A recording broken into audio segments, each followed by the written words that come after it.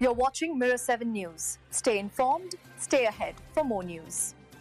If you've been driving around South Australia lately, you might have noticed something that looks like good news.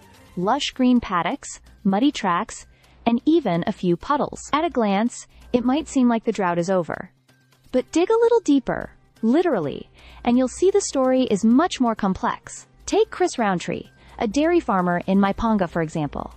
His property looks green, but the reality is far from ideal. Despite some decent winter rains finally arriving, Chris still considers his land in drought.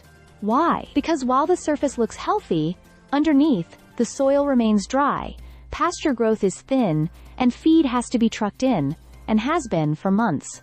This phenomenon is known as a green drought. It's a bit deceptive.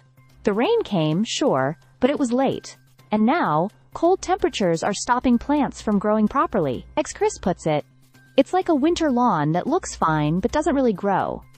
That's what's happening across entire farms.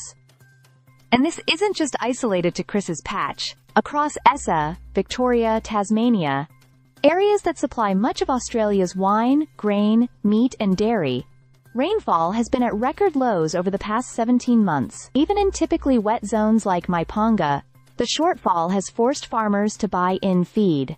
9 semi-trailers of it, in Chris's case, something he usually wouldn't need. Just south of him, at Hay Flat, property owner John Dalwitz has watched old eucalyptus trees, some hundreds of years old, lose their leaves and show serious signs of stress. Some trees may recover, but many won't. Even further east at the Currency Creek Arboretum, ecologist Dean Nicole has estimated up to 20% of eucalypt species there could be lost or permanently damaged due to drought stress. Then there's the ripple effect. Businesses in Langhorne Creek are feeling it too. Beck Burgess, a farm consultant and local brewery owner, says the green paddocks give visitors the wrong idea. Behind the scenes, local economies are hurting. When farmers suffer, so do mechanics, shops, bars, everyone in the supply chain. In northern and eastern SA, things are even worse.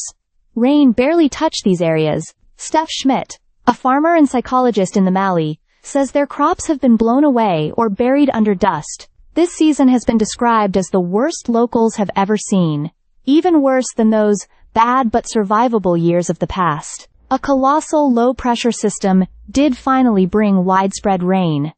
Some towns recorded their highest July totals in decades. But it's too little, too late for many. The rains missed critical growing windows. And climate trends show that regular rainfall patterns are becoming less reliable. Experts agree. You can't judge drought just by looking at the ground. Farmers know when they're in drought. It's not just about rain. It's about timing, consistency, and the ability to recover. So, while the surface may sparkle with green, the drought hasn't gone anywhere. It's just hiding, for now. Stay subscribed for more videos.